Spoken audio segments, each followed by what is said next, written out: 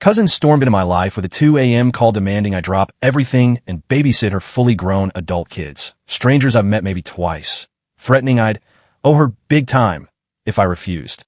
So I hung up, blocked her number, and waited to see how she'd handle being the one left scrambling. As a 28-year-old, I'm immersed in my daily full-time routine, navigating life's demands. Of course, that apparently counts for nothing, and I'm perpetually expected to carve out time for family. Let's just gloss over the fact that I recognize perhaps 15% of you by sight and maybe 7% by name. Honestly, with the sheer volume of Mildreds, Lindis, Stephanies, Chelseas, and Janets I encounter about once every planetary alignment, it's inevitable that some faces blur. Naturally, I prioritize time for my immediate family, my parents, grandmother, and siblings whenever our schedules align. I'm the youngest of 3. And while my profession offers more flexibility than theirs, it's certainly the most accommodating compared to anyone else I regularly interact with. Anyway, let's rewind to the recent funeral. During the pre-ceremonial gathering, I was bombarded with questions like, "Do you remember me?" and "Do you know who I am?" It's been a long time. I mechanically responded with yes, yes, and yes to avoid further interrogation. Amidst this, one of my cousins, a complete stranger to me, but apparently a regular conversationalist with my mother, approached to introduce her children. We exchanged pleasantries, and they seemed genuinely delighted to meet me, with their mother claiming they had been absolutely dying to do so. My internal monologue was utter confusion, but I dismissed it then, being in no mood to dwell on it. My cousin mentioned they were roughly my age, resided in my state, and were about a 40-minute drive from my place. "Oh, that's wonderful." I feigned enthusiasm, though I felt indifferent. She suggested a casual get-together later in the year, adding she'd discuss it with my mother. Sure, that's fine, I thought. It's not like I'm 14 and need her permission anymore. I shrugged it off as something I wouldn't have to worry about and promptly forgot. Fast forward to approximately 45 minutes ago. It's almost midnight. My phone rings, displaying a number from a city. Most of my relatives live in another state, and this number was from a very specific location, too precise to be a spam call. Naturally, a jolt of panic hit me. My grandmother was in that city at the time, and she's only a few years younger than my late grandfather, so call me a bit overly cautious. I answered, "Hey, my name, it's cousin's name. How are you?" "Hey," I mumbled, utterly confused. "What's going on? Is everything all right?" "Yeah," she replied, sounding bewildered by my concern. "Everything's fine. I was just calling to see when you were free to meet son's name and daughter's name for lunch this weekend." After a moment, a meme with floating equations materialized in my mind. There was no way this woman just called me near midnight to arrange a play date. I blurted out, "I'm sorry, what? Remember at the funeral? We talked about you and kids' names getting together sometime later. Daughter's name is transferring to university name for her junior year, and son's name is applying there too. So, they're taking a tour on Saturday morning. I was thinking we could meet you afterward, and you could take them somewhere for lunch, just nowhere with alcohol. Son's name is only 18. My jaw nearly hit the floor. I recalled her saying they were around my age, but this kid couldn't even legally drink.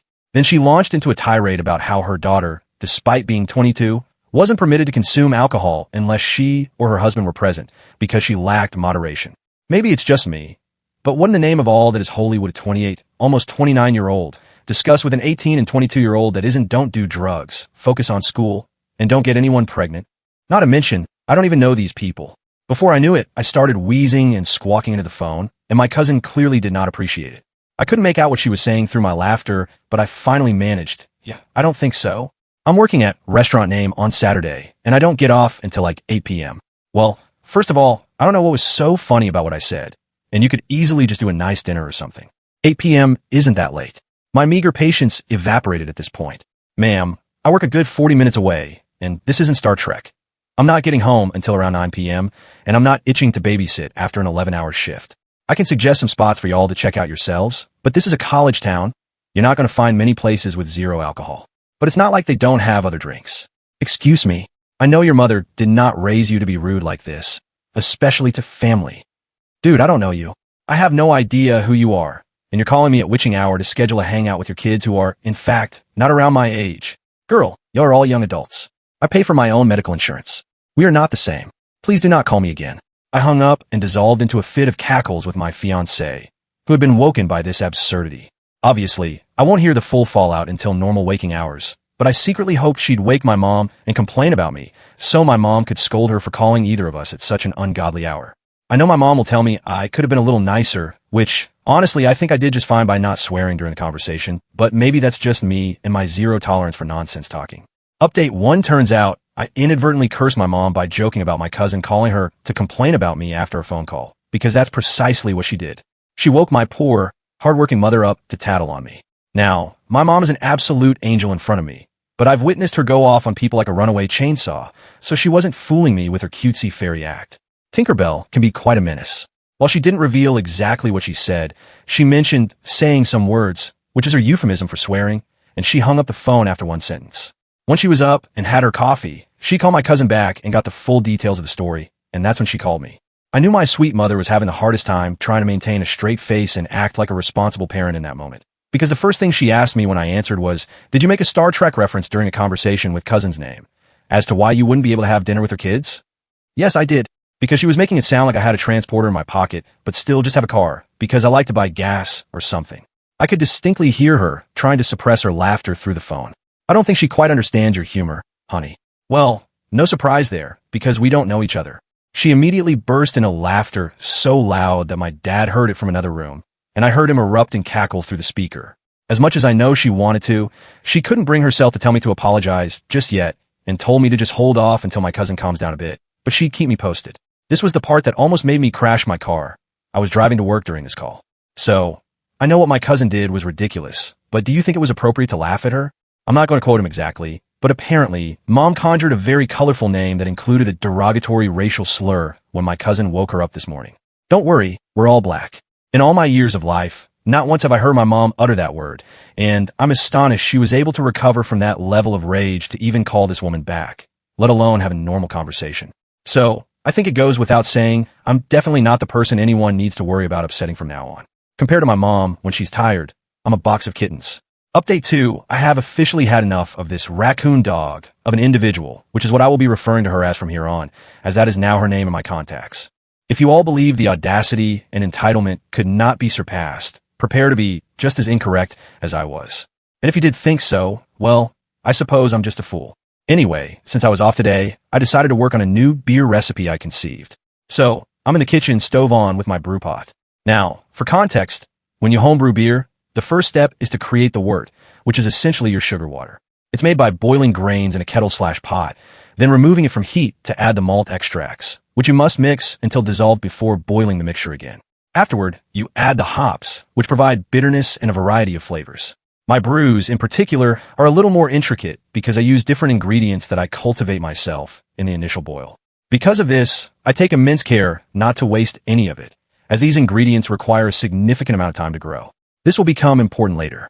So, I'm relaxed, doing my thing, when I receive a call from the raccoon dog from hell. After contemplating whether to send her to voicemail or not, my curiosity got the better of me, and I answered. Hello. Hey, my name, it's RD. Oh, hey, what's up? So, I just wanted to apologize for the other day. I didn't even think about what time it was. I'm usually up pretty late chatting with somebody, can't relate, and I just went ahead and called. Yeah, I feel that. No worries. Seething internally. So, listen, I know we got off to a bad start, but I was hoping you'd reconsider hanging out with daughter's name and son's name, since they don't know anyone in that town, and I know you were concerned because you don't know each other. I get it. I just wanted to have someone present that they could be comfortable around. Now, as I've said in previous comments, I think that's totally fair. After all, she is their mother, and she's probably just trying to ensure college isn't a drag for them. I personally disliked attending classes and being around strangers for extended periods, and I really wasn't feeling the whole college mingle vibe, so I took online classes and stayed home. So, I completely understood where she was coming from, and I expressed that. Thank you for understanding.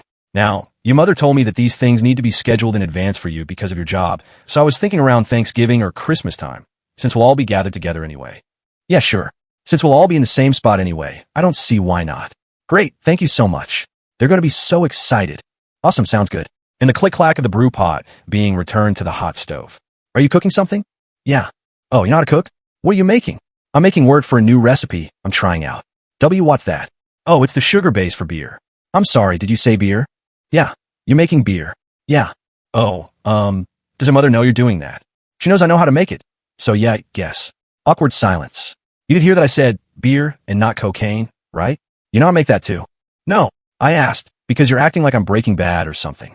I mean, I'm just concerned about how that might influence the kids, so maybe don't mention that when you hang out. Now, I already know that my career choices/hobbies aren't ideal for some traditional families, but I'd be lying if I said I didn't get a little offended by how she reacted and treated something I'm so passionate about. The only reason I didn't decline to hang out and hang up was because of the fact that 1, I was going to see them during the holidays anyway, and 2, I don't really discuss my passions in front of my family anyway, out of respect and to avoid any arguments. So, it's not like it would have been an issue. So, I just rolled my eyes and agreed. Awesome. Okay, so last thing. I know there's a lot of student housing in that area and cheap apartments. So, I was wondering which ones we should look into that would be close to the school, but also close to you too. Now, this is where things got really ridiculous, and I'll be honest, I grinned a little bit. Well, my apartment is about a 5 to 10 minute walk from the school, and the rates are pretty decent for a 2-bedroom. That's fantastic. You guys could be neighbors. Yeah, about that. We actually won't be in the area because we're moving to the city that I work in. That's almost 40 miles away before the new year. Okay, I'm not really following. You're saying you won't be able to come see them? Insert Britney Spears WTF face. Well, no, not really. The whole purpose of the move is for us to be closer to our job, so we won't have to drive that far. But you do it all the time, so I just don't see why you wouldn't be able to do it like once or twice a week to go see them. That would actually be super inconvenient for me. I don't think that would be very plausible. It's inconvenient to spend a few hours of time with your family. Don't you drive further to get to the city where my parents live? I mean, yeah, but it's usually because of traffic. So, you'll be even further when you move, and you go see them anyway. So I don't understand what's so inconvenient about you driving halfway to spend time with your cousins, especially on days like today, where all you'll be doing is making alcohol when you could be spending time with your family. I mean, it's just, I feel your priorities here are a little backwards. Now, I have painstakingly and carefully chosen my words while conversing with this person during all of our interactions, but my brain relegated civility to the closet and locked it for the remainder of this conversation. I'm sorry. Did you really just compare the level of importance between your kids that I have said exactly 0 words to in my entire 28 years of life to my own parents? Okay, first of all, honey, I don't know who the hell you think you're talking to. Who the hell are you again? What do I owe you again? What part of my day or time do you deserve a piece of again? What meaning are you in my life again? What would I miss if we hadn't met again? Oh, nothing. Because I don't actually know you, and I don't care if you decide to move in my freaking attic. I don't have an attic. I'm going to go see my parents and bring them all the homemade booze I want years before I even remember your name. And darn you for distracting me, because my pot boiled over and now my word is ruined. That last part was said in the heat of the moment, but I almost lost it when I heard my fiancé burst into laughter in the next room. From what he described to me later, he said I sounded like an angry Bubbles from the Powerpuff Girls. After that, I don't even remember if she said anything, because I was trying to clean up the sticky mess of my ruined concoction off of my stove and floor before my cat could get to it, and was just cursing under my breath. And all my irritation could muster was an angry, see you on Thanksgiving before I hung up. I haven't heard anything else from anyone, but considering that explosion was so out of character for me, I'm almost 120% sure no one will have the nerve. It's rare that I actually get mad, so when I do, my parents have always just made sure I was okay, and left it alone, and would prevent anyone that tried to bring it up later. My fiancé came to help me clean the mess, and I have to commend him for being able to quickly make me laugh about the sound I made when I saw the pot boil over. I jokingly asked if he thinks I'd get in trouble for that, but he said that he thinks I scared her enough to send her back to her den for a while. Update 3, this is just the first time I've had since Thanksgiving where I've had absolutely nothing to do. This will be the last update of this roller coaster of mayhem. So thank you everyone that took time out of their day to read all this, and I'm happy that I was able to entertain you. Now for the moment you've all been waiting for. I know most of you guys were anticipating some sort of media circus monstrosity family dinner, because I did too. But the goddess of chaos decided to be my bestie this year and make this holiday just oh so perfect for me. Thanksgiving with my family was quiet. My parents went to visit my brother, my grandmother went home in honor of my grandfather, and my fiancé and I both had to work Black Friday. So we spent our Thanksgiving at home in peace. We had a delicious meal, delightful drinks brewed by myself, and cuddly PJs with a horror movie marathon. It was absolute perfection, and I was thoroughly enjoying it like a fat cat in a tuna factory. But then my phone rang. It's a number I don't recognize, so I ignore it. It goes to voicemail. I'm in holiday vacation mode, so they can wait until tomorrow. A few minutes later, another call, same number. Then another few minutes, another, then another, then another. At this point, I'm about to put a salt barrier around my phone like that would somehow repel a phone stalker. Then my fiancé, being the rational genius he is, suggests that I listen to the voicemail that I had completely forgotten about. I put it on speaker for us to listen to. Hey, my initialism for myself. This is landlord's name. I'm using my personal phone because obviously the office is closed. I am so sorry to interrupt your holiday, but I'm going to need you to call me back as soon as humanly possible. Well, I missed about 8 calls from this woman at this point, so I panic call her back. Now at this point, you all are probably wondering where the raccoon dog comes in. Oh, baby, it's about to feel like Christmas. As I'm typing this out, days after this went down, I don't have the conversation memorized word for word, but I know I can get it pretty close. I remember what I said, and my landlord was less than professional during this conversation. No judgment, I would have been furious too. So, I think I'll be able to get the gist across. I call my landlord. Hello. Her tone was like she'd found the entire turkey in the toilet. Hey, I'm so sorry. I didn't know this was you and I was nah, honey, I get it. You were enjoying your holiday, like we all should be. Don't even worry about it. Okay, insert nervous chuckle here. So what's up? What's going on? Do you know a woman by the name of Raccoon Dog? Dude, the fact that I still forgot her name, so I said, not off the top of my head, no. Alright, well, she knows you and has been giving our courtesy officer hell for the past hour and a half because she said you invited her kids over and now she can't get hold of you. Tell me this woman didn't take the see you on Thanksgiving comment I made during our last phone call as an invitation to come to my home. Now at this point, I'm still not connecting the dots since it's been a month since my last interaction with this human. So I'm over here panicking like a squirrel trying to cross a busy intersection because for my landlord to call me from her cell phone on Thanksgiving, my brain immediately screamed eviction notice. I explained that I have no idea who this could possibly be because neither of us invited anybody. Landlord goes full nail salon black lady mode at this point. See, that's what I thought because you guys don't ever really have nobody around like that anyway. Bless my landlord, knowing that my fiancé and I are antisocial hermits. But she knows your name. She didn't mention fiancé and has been demanding we give her your room number. Like, really? No respectable establishment would just give out their tenants' information like that. Even if we did, you're still breaking the law. What's she doing? She parked in front of the fire zone with her kids in the car and is shouting police brutality because our courtesy officer gave her a fine and told her that if she doesn't move, we're going to have her car towed. Mind you, the fine here for parking in front of a fire zone ranges between $500 to $2,000, depending on location and severity of the situation.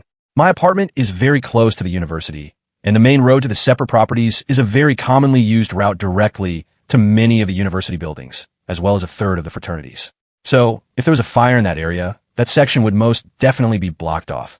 So, they take this very, very, very seriously. Did she move? No. She got a fine for the fire zone, and then she threatened the courtesy officer, so he had to call for backup, and her kids are still in the car. I cackled while I'm obviously still panicking because I still don't know who this is because I'm an idiot. My fiancé started laughing like a maniac next to me. Yo, it's Raccoon Dog. He's on the joke. I just texted your mom. What? My landlord's like, what dog? And I explained everything to her from the beginning, and I can hear all the energy leave her body because all she can do is laugh. This poor woman sounds so beaten down and exhausted as she asks me if I can officially state that I didn't invite her and don't want her here. I confirm this, and this beautiful woman goes, all right, I got this. Y'all have yourselves an absolutely wonderful Thanksgiving. We ended the call, and just in a silent mixture between disbelief, shock, and trying not to laugh, I kept thinking about this woman's kids and how embarrassed they must have been. How I haven't heard from somebody that they've run away at this point is beyond me. I try to muster something to say, and all I did was open my mouth before my fiancé stopped me with a nope, nope, nope, nope, nope. Eat, watch, and just press play on our movie. Honestly, I had no idea what to say, so I just complied while trying to hold in my laughter and not choke on my food.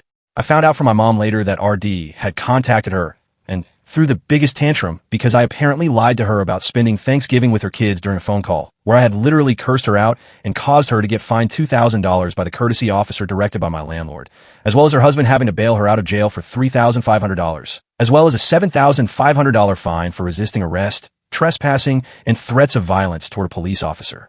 Yeah, aren't I the worst? And I didn't even have to lift a finger. I still have barely any words on the situation and am still trying to convince myself that it actually happened and that it started from a random, unsolicited phone call in the middle of the night a couple of months ago. Now, did you guys think it was the best part? Wrong. The piece de resistance. 2 days ago, her kids made a group chat on one of my social media accounts with the three of us and apologized for their psycho mother and all the trouble she's given me about hanging out with them. They said they had wanted to apologize for a while on her behalf, but were so embarrassed that they figured they'd just leave me alone. But what happened on Thanksgiving was the straw that broke the camel's back for them. Which, yeah, the fact that instead of spending Thanksgiving with loved ones, enjoying a huge feast and a whole day to chill, these kids spent the majority of their day in the middle of a spectacle of pure insanity brought on by their delusional mother in a car at a random apartment complex and had to sit in a police station for who knows how long until they were able to be picked up by their dad. Knowing their mom would be in jail overnight and getting her out alone would probably blow half of their Christmas fund. All I could say in response was, there's a really great pizza place up the street. I don't know what you guys' schedule is like, but I'm off next Friday, and it's on me.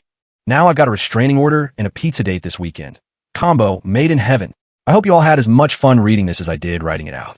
This whole thing has been such a chaotic dumpster explosion. I'm glad you all enjoyed sitting in it with me.